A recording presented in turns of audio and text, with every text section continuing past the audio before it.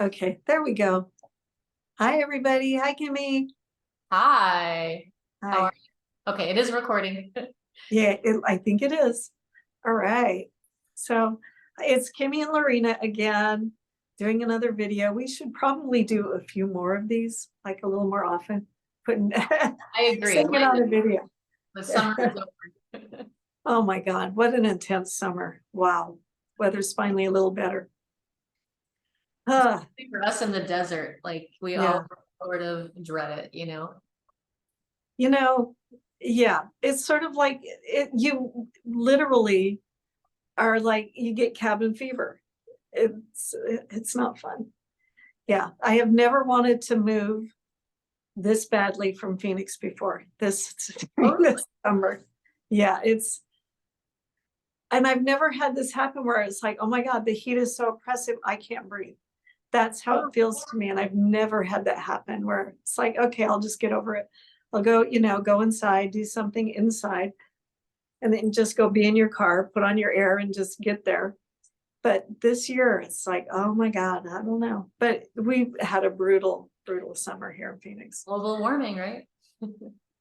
It's what they say, climate change. I don't know. Anyway, let's not talk about that. So what are we going to talk about today? Let's talk about something more fun. All right, what do we want to start with today? We have at the top of our list, should we talk about today or right now, probable futures, or do you want to start with reincarnation in Atlantis? Let's start with that. And yeah, let's just, yeah. And okay, so let's start with Atlantis, and it's a good segue into past lives, I think. Do you think it is? Because do you have, how do you feel about Atlantis? And I think it was real. Oh, absolutely. Definitely. Yeah, it did exist as a, well, as they say, it's much bigger than people realize, that it's not just one place, that it was a continent and with some islands. And at some point there was several tragedies or catastrophic events that kind of split it up, and so it kept getting smaller. What do you know about Atlantis as far as all that? I've been like really interested in it lately. I saw somebody talk, I forgot on what podcast, but he was talking about people not realizing how big Atlantis was, that it existed in the Atlantic Ocean, you know, that placement, but that it was even bigger than that at one time. And that through their downfall was technology and the misuse of technology. And then supposedly a lot of us here, especially in America, carry karma, like and we're here to resolve a lot of the things that happened that we did in Atlantis. I've heard and read the same thing too, that it was technology was our downfall. Yeah.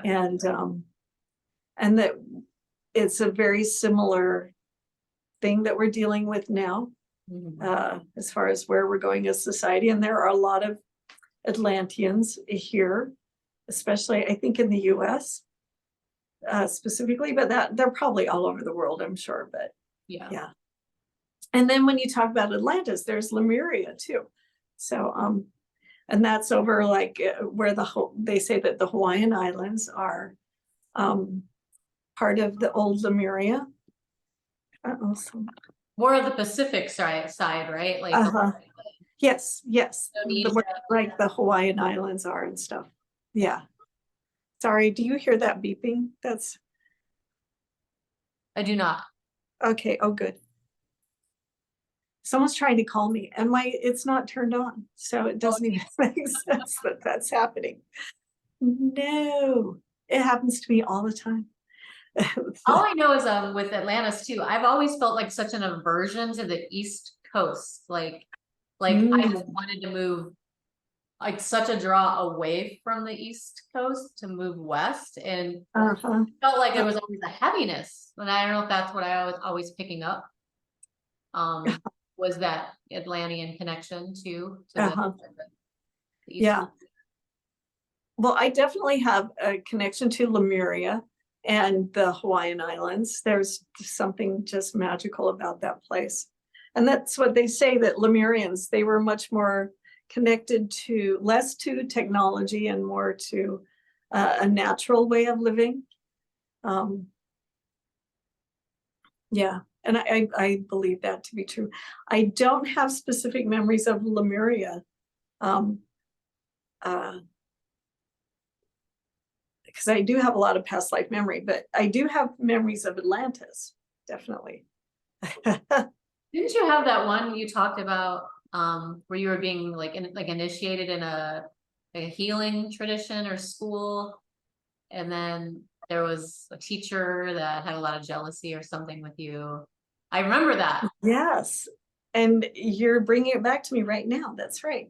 I have several memories in Atlantis. One is, yeah, and one is I was in a healing, I was a healer, lived in a temple, and that's what I did, which was really great because, and the thing is, the energy that existed there, you didn't have to do anything else but that. So you didn't have to pay bills. You didn't have to, worry about how am I going to get to work and do I have a car? And Yeah. it is, you have a driver's license and all this crap that we deal with in this society, and be a healer. The energy was, you were raised to do that. And that was it. And the energy, and I actually experienced it. I was doing healing on somebody, and I actually experienced myself as a healer in a past life doing this. And the energy and the clarity and the focus was so much greater in that lifetime in Atlantis doing this work. And so it's like, okay, so I can connect into that and help bring it in here because I felt it and experienced it. Yeah. But it's hard to hold on to that these days. But that was Atlantis. So it was definitely, and I think that was earlier Atlantis before it really got, I don't know, messed up, shall I say? Went awry. Yeah. And then also, yes, and there was the past life where, and I don't know if I'll have to look at that, if it was the same past life, because I had a conflict with the main person in that healing temple tradition, where it was a huge problem. And I went through this huge humiliation and around that. And do you know who that person is now in your life? yes, I do. You do. When you told this story, I'm like, I think she knows who that was, that she has karma. I do. Yeah. Oh, wow. Yeah. Which scares me a little, just saying that, which is kind of funny. I'm like, oh, she makes me nervous. Which is so funny. And I have only interacted with this woman once, and she came in for a healing session. Oh, interesting. So she came Yeah. in healing. Yeah. But she's the one that traumatized you. Yes. Oh, it was a client. Wow, I wasn't expecting that. I was thinking maybe it was a teacher or a friend that you, or like a family member. No. Wow. No. Well, so yeah, really interesting. But anyway, so what's funny though is in those past lives, like Atlantis, we still had similar issues and similar problems. We haven't escaped those. We're still, in fact, I think that we could be dealing with past lives. I really, truly, we may have thousands of past lives, thousands. And that doesn't mean that they were all here, but we're healing the soul and trying to, through these lifetimes, unwrap stuff and get rid of that karma. Not an easy job at all. yeah. When you think about that. Yeah. And I always think, I don't know, like I always feel like I'm expanding on the whole idea of karma too, is like maybe it's just, well, A, experience, and then B, there were things we refused to learn, and it's just a carry forward of like incomplete lessons. I know that's like, some people don't like that word either, but maybe wisdom. I don't know. Incomplete wisdom that you didn't gain for yourself. Yeah, I think of it in a more neutral sense, as far as it's just, you're stuck in a pattern and you just haven't shifted out of it and saw what you were supposed to get, whatever that thing is. And so you're repeating the pattern.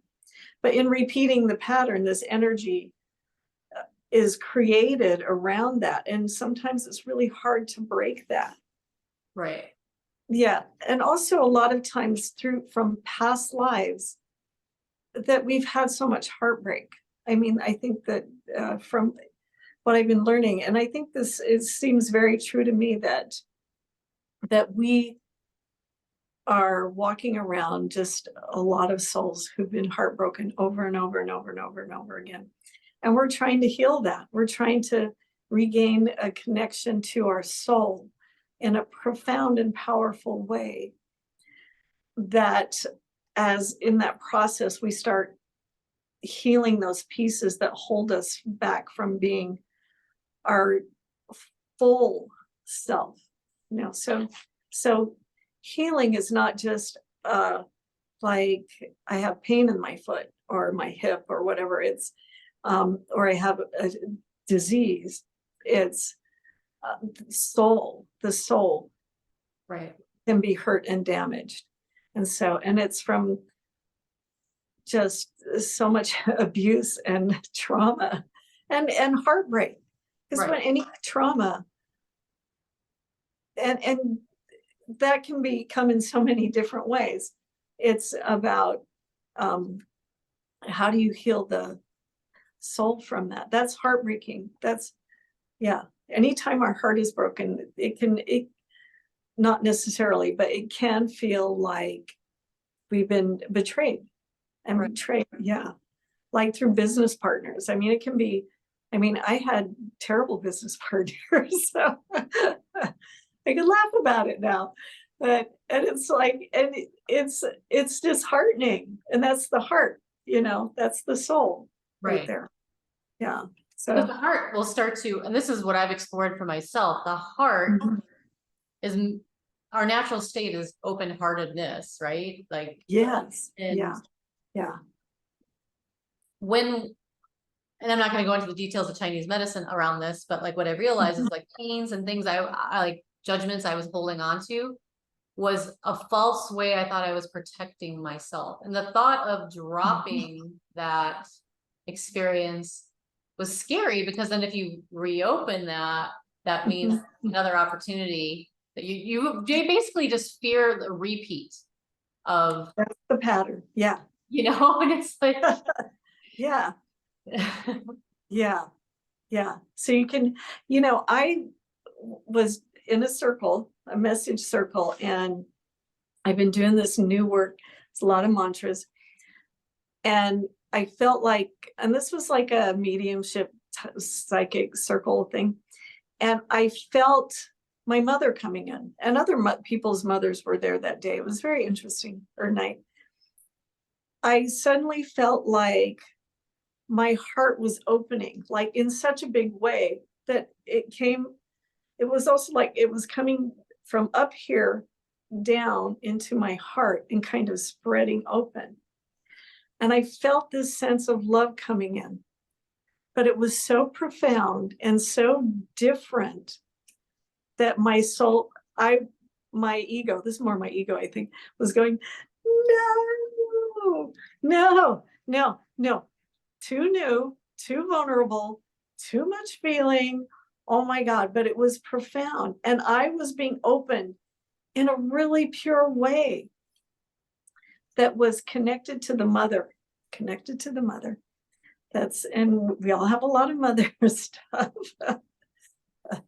But it was hard to handle. This was recent. Oh yeah? Yeah. Oh, this was not new. This was like about, I don't know, a month, 6 weeks ago. I don't know. I tell you, the mother was healing a lot of that. Yeah. Yeah. But this is like, but back to past lives. How many lifetimes have we been hurt? How many, there's so much. So moving this stuff is really important. And then back into past lives. So how important is it to know your past lives? That's such a good question. How important is it? I mean, I think it's important, but we can put too much importance on it, just like everything else. Right. Do you have much past life memory? I mean, I've had a few prior to my plant medicine work, but then I feel like I've only want to heal patterns. So if it happens to be that information comes through related to something that's not of Kim Mathis at this present place in time, I'm okay with like it coming in, but then I also just sort of welcome it out, like so that okay, this is the connection, the pattern of where it came from, but I just don't really focus on it. But I do feel we have those signatures and other timelines. You know. Yeah, that's what they can come from. Yeah. So I think it can be really important to see some past life stuff or do some past life work that can be connected to those patterns so that you can bring healing to that and bring light to it so that it can heal. I think that's a better way to put it. But yeah, okay. So we were talking about this for a second, like people who remember 1,000 past lives or 100 past lives, and they've been to a past life person to remember all those past lives. Do we really need to do that? Did you say no? No, like what does it serve? No, right? Yeah, I agree. I think that it can be really important, especially if you're stuck in a lot of stuff. It can bring some light to it, and it can really bring healing. I've had some amazing, I've seen as a past life regressionist, I've seen past lives, some stuff really, really heal in a profound way. But these are people who are not stuck in, they're more here. They're planted here. And they had some past life session to look at a specific thing. And it did bring profound healing, like profound. But to get caught up in that cycle of having to know all of these things, I think that's kind of silly. And what we were saying earlier, where remembering 1,000 past lives, where are you gonna put that in your head? You know, I can see it as a file, like there's a file system, and it's like access to past life memory, come on up, boom, right, bring it up, you know, and that might serve in some way. But to remember 1,000, I have a lot of past life memories, but I don't really think about it. I don't consider it. It's just, oh yeah, that's right, I did have that, and that was quite interesting. Okay, you know, because there might be something that needs to be opened up from that thing and to look at it. I have a past life memory from like 10,000 years ago, and it's from I'm a man, and I'm watching those like the Vimana wars, you know, back in like the Vedas, like when all those big wars were happening in the Vedic.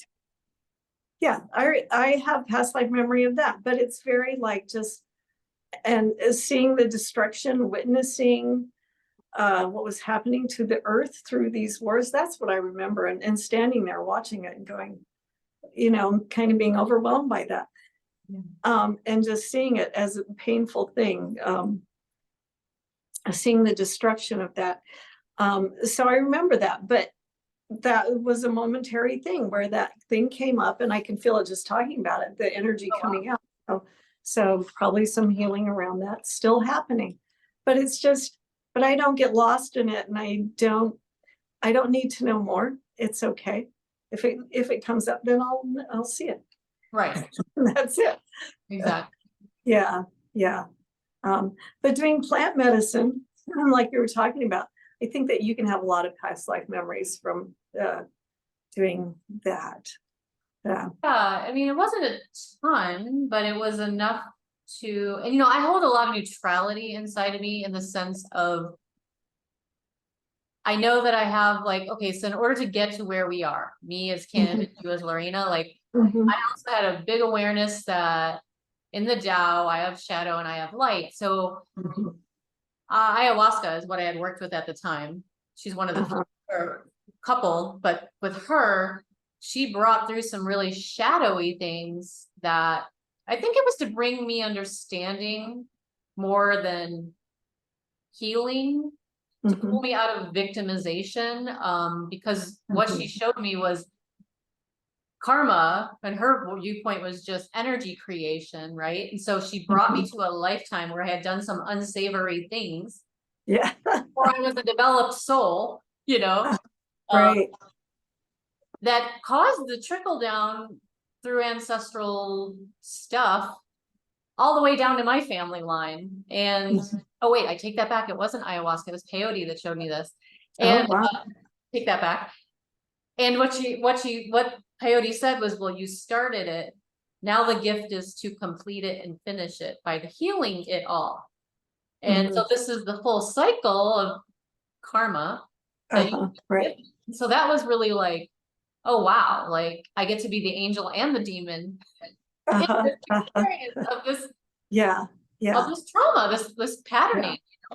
So that was mind-boggling to like see sides of myself, because I'm playing the healer of it all in this timeline. That's amazing. You know? That's amazing.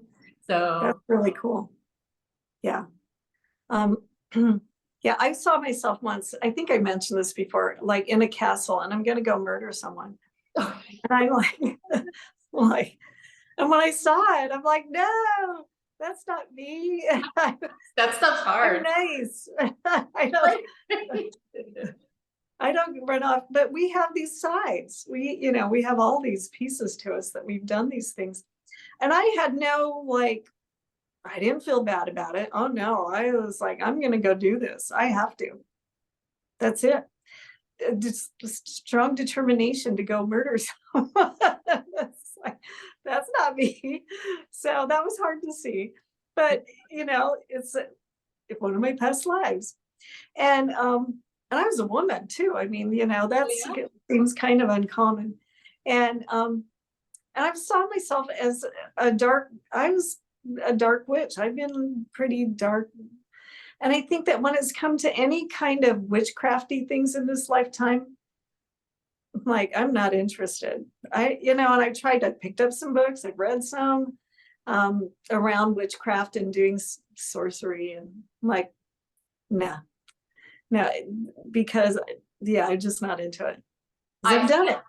I did it. And the thing is that I was really into it. I loved it. And I was a dark witch. So no desire to do that in this lifetime. I worked it out, I guess. I don't know. So I want to be a healer in this lifetime, I guess. That's why I can totally validate what you say about that, because I got spanked by plant medicines too. Like it was ayahuasca in this one. She literally showed me dark witchcraft too, that I was cleaning up within this lifetime. And she's like, nope, that's not how you're going to use your gifts anymore. Like time to move on that. And then she's like, and on top of it, clean up your family line from that too. Because I come from my mom's lineage. They have some brujeria. Like, and they were throwing curses at men for cheating on, like, the women would come to the, like, oh, my husband cheated on me. Oh, we're going to throw a curse on his penis kind of thing. Like, all that kind of stuff. And like, I didn't expect you to say that.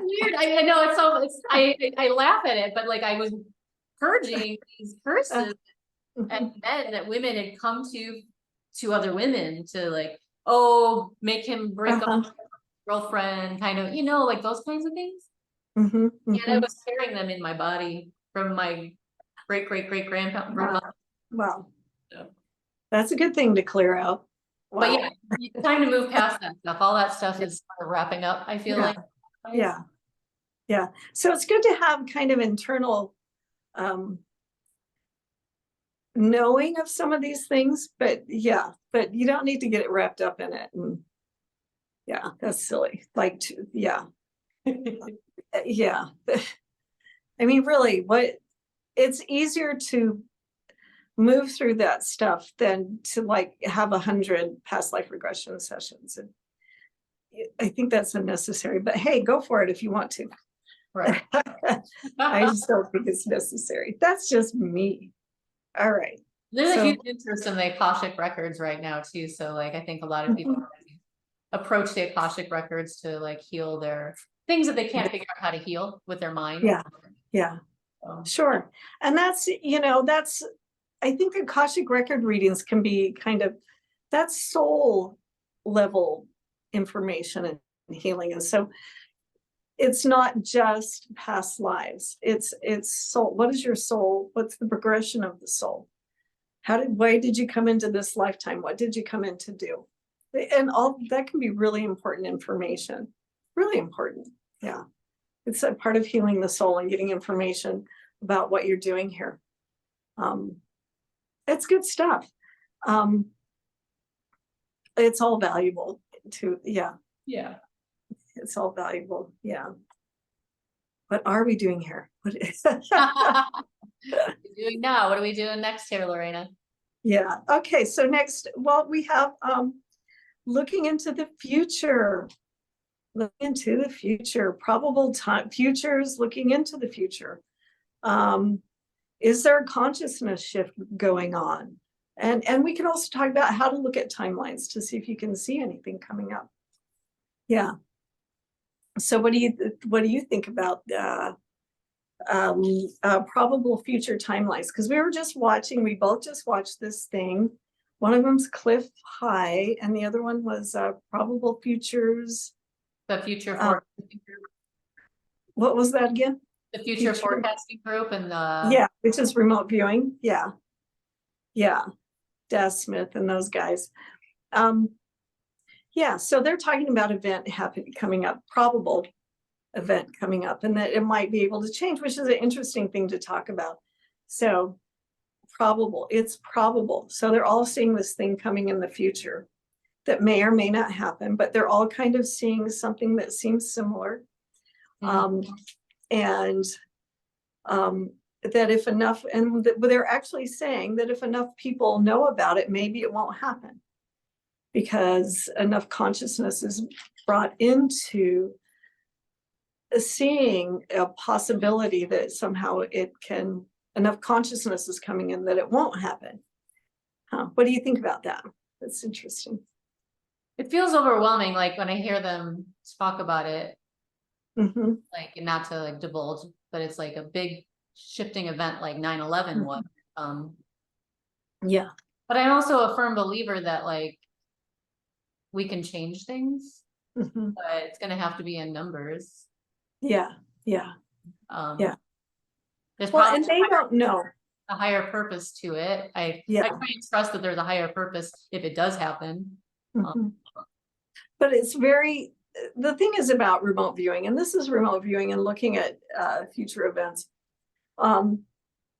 It's hard to identify. You can feel a timeline. You can feel where it's going to happen, but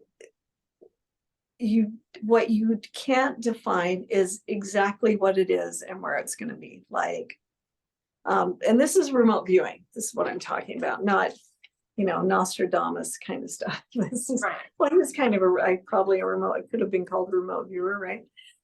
Perhaps he was scrying, but it's hard to. The thing is about remote viewing, you're not supposed to identify what the thing is, so it comes in pictures and bits of information. So when you're looking at the future, so what you can do is actually. Like I did it, I did this for myself once. One day I decided, well, one evening I'm going to look at future timelines and just see what happens. So I said, okay, I'm looking at next month. I think it was in June. I'm going to look at June and look at like a timeline, like literally see a timeline, like the months, like June, July, August, September, October, November, and look at the timeline and draw it in your imagination. You've got a timeline, and it's almost like railroad crossing, like these for those dates. And go, okay, show me, go along the timeline, show me this much, and see what comes up. And I actually saw when I was looking at it, the month of June go, and a light, like literally, like, so I'm like, okay, something significant is going to happen in June. Okay, so I'm going to pay attention to that. And then I said, show me the next month. So August. So show me, no, July, I don't know. Sorry, I'm getting, I think it was 2 different times I did it. So I said, show me August. And that was when my cat had surgery. It was this last year. And that was in July. And he could have died. So it was like, this was life-saving surgery. And so when I looked at August, I got this vision of myself holding my cat. Aw. Like, and he was great. So I'm like, okay, so he's going to survive and we're all good. And yeah, he's fine. And then I said, okay, show me August, show me. I think I went into September. I could have these dates, these months wrong, but I said, show me this month. And I saw this big explosion, like this big golden explosion. So that month comes along and I'm waiting for something to come along. And I'm like, I saw an explosion. What was the explosion? And waiting. And then all of a sudden, Mauna Loa on the big island of Hawaii had an explosion. Oh, wow. The volcanic thing. And it was, what I saw was something big and golden, and it was an explosion.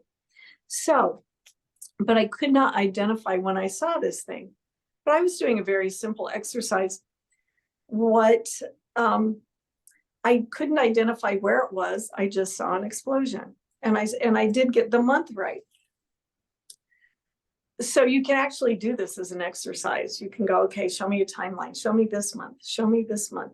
Show me this month. And just kind of go into a meditative state and see whatever comes up. Show me something important or significant in this month and just see what happens. It's a method of, it's kind of remote viewing, looking into the future.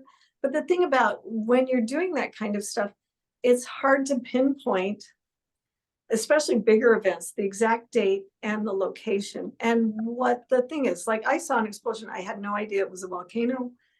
I had, it was just this thing that I saw exploding. Now I could have explored it more, but I didn't because I didn't think of it at that time. But that's something that can be explored further. Anyway, so that's the problem with remote viewing is sometimes it's hard to get that kind of stuff pinpointed. And Right. That's the stuff we want to know. Yeah. I know they talk about too. I don't know how you sense. Gerald O'Donnell talks about it like there's probable future. So it's multiple. There's possibilities based on what's got the strongest energy. And what Daz was saying is what they were seeing. He didn't feel had completely solidified yet. But like you can tell when you're looking if that thing you're seeing feels like diffuse compared to like, oh, this feels more solid. Like it can manifest more. Yeah, that makes sense. Yeah. Have you been able to distinguish that? Have I been able to what to feel the difference? Yeah, well, it's sort of like sometimes when you do future readings for somebody, it's like, okay, how far outside of what you're sensing, how far outside of it is it in their field? Like, is it close by or is it far away? Okay. It's kind of like looking into future timelines. How far away is it? That makes sense. So, and then how far, if it's close into their field, then it's probably something that's going to happen more immediate. Or if it's further away, it is harder to pin down or pinpoint because something could change. Yeah. And there's a lot of different factors writing into this one thing, this one event occurring. So there's a lot of different little points or convergences of energy that make the thing happen. Right. So the further away it is, the harder it is to pinpoint that. And that's the problem with the thing. And that goes back to hypnosis and past life regression, future life progression, and people going into the shift, the big shift, the event that people were talking about really in a big way a couple of years ago, like this big event that's going to happen like this. And this has to do with the Yuga cycles and some sort of solar flash. And then, there's going to be a big, tremendous earth change. And then everything's going to be different. And then some people will be on 5D earth and some people will be left, I don't know, on 3D earth. you know, all this stuff. A couple of years ago, that was huge, huge, huge, huge. So, and I think, and is that going to happen? Because they kind of went, we're in 2023 now. Is that going to happen? Because we're kind of well past a lot of those times when people said something was going to happen. Right. But that's, again, that's hard to pinpoint. That's really hard to pinpoint. And just humans just want to be able to control things and know if anything bad's coming down the pike.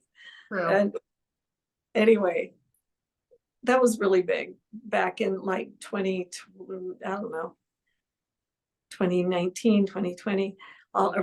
Then go a little farther forward in that something big is coming. Well, was it COVID? I don't know.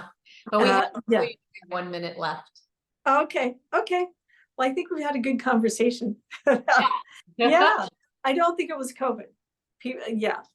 Some Vedic astrologers were talking about something big coming. I don't think that was it at all. They're talking about like an earth shifting kind of thing, event. Yeah.